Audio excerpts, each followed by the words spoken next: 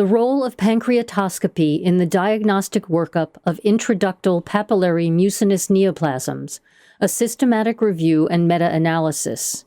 Introduction. Intraductal papillary mucinous neoplasm, from here on referred to as IPMN, is a common precancerous lesion of the pancreas characterized by intraductal papillary proliferation of mucin-producing cells, resulting in cystic dilatation of the pancreatic duct. IPMN may progress from adenomatous lesions to high-grade dysplasia and finally to invasive carcinoma. Branch duct IPMN is the most prevalent subtype. Main duct IPMN is, however, associated with the highest risk of progression to malignancy and is considered an indication for surgery if the main PD diameter is greater than 10 millimeters or if there is evidence of jaundice or mural nodules. Early identification of main duct IPMN is important to allow surgery to be performed before the development of cancer. Currently, imaging modalities used for the diagnosis of IPMN include CT, MRI, and endoscopic ultrasonography.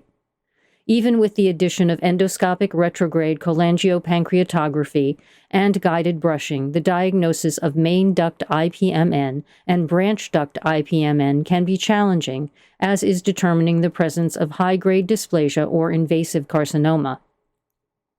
As a result, some patients undergo unnecessary pancreatic surgery for IPMN with low-grade dysplasia or benign cystic lesions.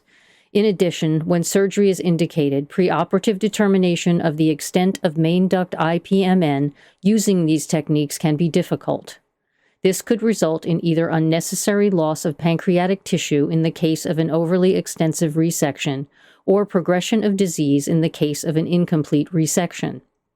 Although intraoperative frozen section analysis of the resection margin is routinely performed during pancreatic surgery, this strategy does not account for discontinuous skip lesions. Over the past decades, peroral pancreatoscopy, from here on referred to as POP, has been used more frequently in the diagnostic workup of pancreaticobiliary disorders. It has potential additional value for the diagnosis of IPMN and in determining the intraductal extent of the lesion. Moreover, intraoperative pancreatoscopy can assess residual skip lesions. However, the exact role of it in the diagnosis and treatment of IPMN is unclear. Therefore, this systematic review and meta-analysis aimed to summarize the current literature on the technical success, safety, diagnostic yield, and clinical utility of POP in the management of IPMN.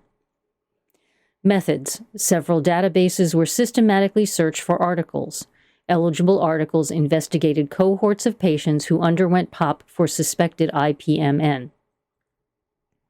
Results. 25 articles were identified and included in this review, with 22 of these reporting on the diagnostic yield of POP in IPMN and 11 reporting on the effect of pre- or intraoperative POP on clinical decision-making.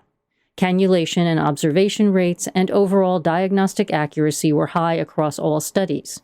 Frequently reported visual characteristics of IPMN were intraductal fish egg-like lesions, hypervascularity, and granular mucosa. Overall, the adverse event rate was 12%, primarily consisting of post-endoscopic retrograde cholangiopancreatography pancreatitis, with a pooled rate of 10%, mostly of mild severity. Regarding the impact of POP on clinical decision-making, POP findings altered the surgical approach in 13% to 62% of patients. Conclusion. Peroral pancreatoscopy is technically successful in the vast majority of patients with suspected intraductal papillary mucinous neoplasm. It has a consistently high diagnostic accuracy, but an adverse event rate of 12%. Data on intraoperative pancreatoscopy are scarce, but small studies suggest its use can alter surgical management. Further studies are needed to better define the role of POP in the diagnostic workup of IPMN.